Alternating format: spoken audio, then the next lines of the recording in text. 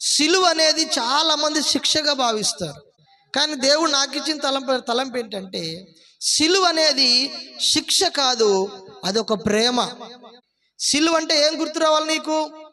ప్రేమ గుర్తు రావాలి. సిలువ అంటే నీకు రక్షణ గుర్తు రావాలి. సిలువ అంటే నీకు నా పాపాలు క్షమించబడ్డాయని గుర్తు రావాలి. సిలువ అంటే నాకు నరకము తప్పించబడింది అని గుర్తు రావాలి. సిలువ అంటే నీకు నా పాపాలకు ప్రాయశ్చిత్తము కలిగిందని గుర్తు రావాలి. సిలువ అంటే శిక్ష కాదు, సిలువ అంటే ప్రేమ. యేసు చేసిన పాపము ఏమీ లేదు. యేసు ప్రభువారు ఏమైనా పాపం చేశాడా? ఆయన ఏ పాపము చేయలేదు. అయినా ఆయన శిక్ష పొందాడు. ఎవరి కొరకు? మనందరి పాపాల కోసము ఆయన శిక్ష పొందాడు. అయితే అది ప్రపంచానికి శిక్ష కనపడవచ్చు, తెలియని వాళ్ళకి శిక్షగా కనపడవచ్చు, కానీ అది శిక్ష కాదు, ప్రేమ.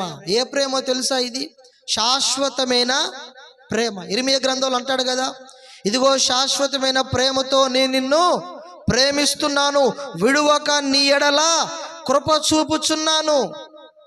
దేవుడు ఎంత ప్రేమ కలిగిన వాడంటే, ఆయన ప్రేమ, దేవుని బిడ్డలారా, ఎంతగా మనల్ని ప్రేమించాడు అనేదానికి గొప్ప నిదర్శనం ఏంటంటే, ఆయన నీ కొరకు నా కొరకు సిలువలో చనిపోవటమే.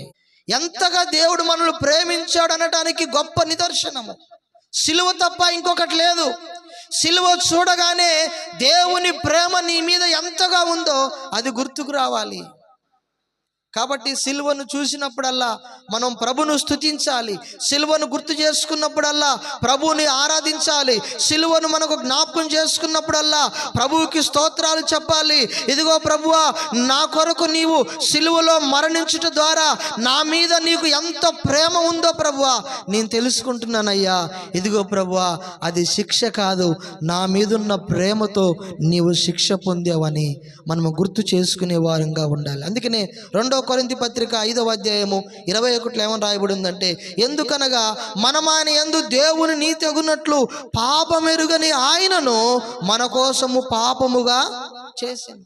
మనందరం కూడా నీతిమంతులముగా తీర్చబడటానికి పాపము లేనటువంటి యేసయ్యను తండ్రి అయిన దేవుడు పాపముగా చేశాడు. ఎవరి కొరకంటే నీ కొరకు, నా కొరకు.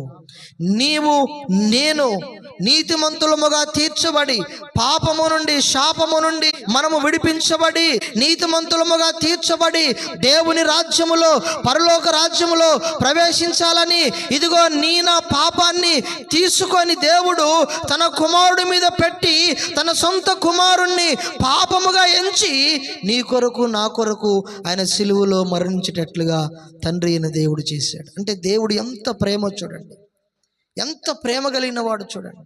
సిలువ అంటే నీకు జ్ఞాపకం రావాలి, శిక్ష కాదు, ప్రేమ. ఎంత ప్రేమ ఉంటే ప్రభు మన కొరకు చనిపోయాడు. ఆయన ప్రేమ మాటల్లో వర్ణించలేనిది, ఆయన ప్రేమ క్రియల్లో వర్ణించలేనిది. ఆయన ప్రేమ ఎంత ప్రేమ అంటే నీ కొరకు, నా కొరకు చనిపోయాడు. అందుకని యోహాను సువార్త 15:13 వాక్యం ఈ విధంగా రాయబడింది, తన స్నేహితుల కొరకు తన ప్రాణము పెట్టువానికంటే ఎక్కువైన ప్రేమ గలవాడు ఎవడును లేడు. స్నేహితుల కొరకు ఇంకొక స్నేహితుడు ఎవ్వరు కూడా ప్రాణం పెట్టరు. నిజమైన స్నేహితుడు ప్రాణం పెడతాడు కానీ ప్రాణం తీయడు. మన యేసయ్య ఎవరంటే నిజమైన స్నేహితుడు. ఆయన నీకు నాకు మంచి స్నేహితుడు. ఆయన నిన్ను నన్ను ప్రేమిస్తున్న దేవుడు.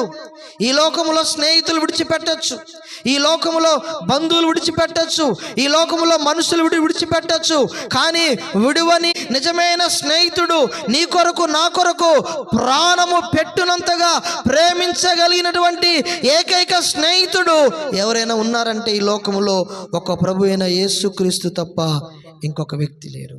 యేసయ్య మంచి స్నేహితుడు.